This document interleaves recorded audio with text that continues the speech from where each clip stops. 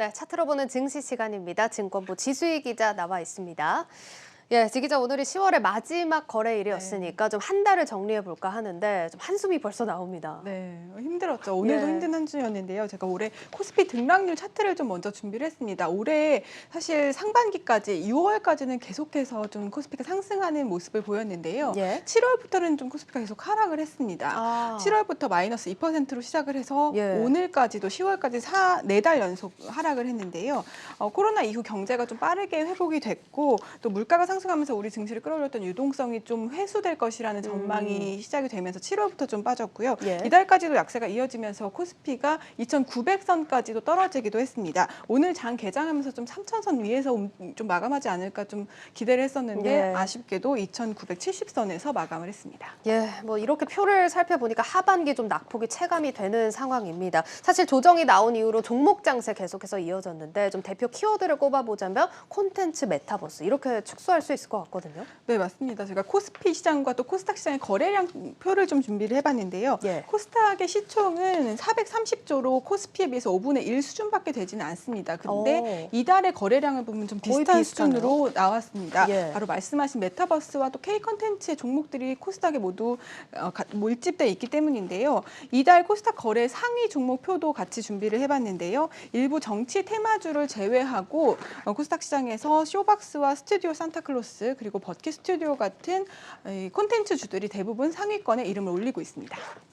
예, 알겠습니다. 정리는 여기까지 하도록 하고 전망으로 좀 넘어가 볼 텐데 먼저 전체 지수 전망부터 한번 살펴보도록 하겠습니다. 11월 증시는 살아날 수 있을까요? 네, 대부분의 전문가들이 10월보다는 그래도 12월에는 조금 기대를 해봐도 좋지 않을까라고 전망을 하고 있습니다. 예. 이유는 최근에 이 반도체주와 자동차주 같은 대형주들이 좀 움직이고 있기 때문인데요. 실제로 KRX 반도체와 KRX 자동차 지수가 4달 만에 반등하는 모습을 보였습니다. 이렇게 대형주의 움직임이 증시에 좀 더 영향을 미치기 때문인데요. 전문가의 이야기를 좀 들어보겠습니다. 우리나라 시장이 보통 10월이 안 좋아요. 2016년부터 보면요. 10월이 대부분 안 좋았고 11월, 12월은 좋았어요. 근데 올해는 벌써 이미 그 전부터 빠졌으니까 저는 좀 좋지 않을까. 2차 전지나 드라마 막 게임주 급등했잖아요. 그 기업들이 올라봐야 지수가 크게 움직이진 않아요. 근데 자동차 반도체는 크기 때문에 이쪽이 긍정적으로 움직여버리면 분위기가 완전 바뀌는 거죠. 지수 자체는 좋게 보고 있습니다. 예, 일단 10월보다는 더 좋을 거다 이런 의견이 또 귀에 들어오는데 그렇다면 상승폭이 얼마나 될지도 궁금합니다. 사실 시장에서 테이퍼링 11월부터 또 발표를 예상하고 있고 더 장기적으로 본다면 금리 인상까지 사실 이 부분만 봤을 때는 좀 상승폭에 제한이 있지 않을까 싶기도 한데요. 네, 맞습니다. 대부분의 전문가들도 이 지수가 추세적으로 상승할 것이라거나 아니면 좀 지수가 크게 튀어오를 것이라고 전망하는 분들은 많지 않고요. 아직까지 인플레 우려가 계속되고 있기 때문인데요. 이 미래에셋 증권의 의견을 좀 보시겠습니다. 미국의 인플레 우려가 여전히 남아있고 한국의 내년 이익 전망이 지금 하향되고 있다라고 예. 얘기를 하고 있기 때문에 지수 상승의 기대치는 좀 낮춰야 아. 하고 소형 테마 중심의 쏠림 현상이 여전히 지속될 것이라고 얘기하고 있습니다.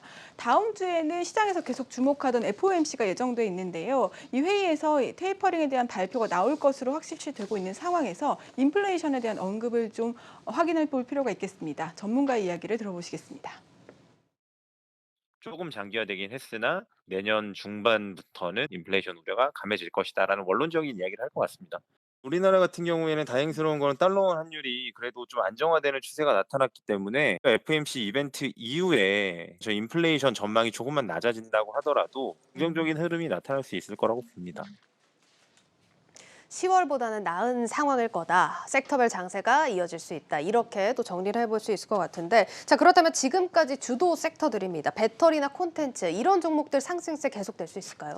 네, 좀 의견이 엇갈리는데요. 이 콘텐츠주에 대해서는 2, 3년간은 앞으로 좀 주도할 것이다라는 의견이 있는 반면에 이 주도세가 올 연말 그리고 내년 초까지는 이어지겠지만 그 이후에는 좀 어렵다라고 의견을 제시한 부분도 있습니다. 콘텐츠주들이 워낙에 좀 규모가 작기 때문에 전문가들은 내년에는 다시 이 IT와 자동차 같은 대형주의 시대가 올 것으로 내다보고 있는데요. 실제로 증권사들이 내놓은 내년도 주도주 업종을 보면 IT와 반도체 그리고 자동차들이 좀 눈에 띕니다. 예. 대형주 위주이고요. 그리고 여행과 항공 같은 리오프닝주나 인프라 투자와 같은 건설주를 꼽기도 했습니다. 전문가의 이야기를 실제로 한번 들어보시겠습니다. 메타버스 콘텐츠 여기 쏠림 현상이 워낙에 지금 강하게 있기 때문에 바로 꺾이지는 않겠지만 10월에 있었던 쏠림은 아닐 거라고 봅니다. 쭉 시장을 이끌고 가지는 못할 거라고 생각하고요. 대세는 IT하고 자동차가 갈 거라고. 전체적으로 반도체하고 자동차는 이제 사이클링이니까 눌려 있다가 회복되면 대표적으로 좋아지는 섹터이니까 봐야 되는 거고요.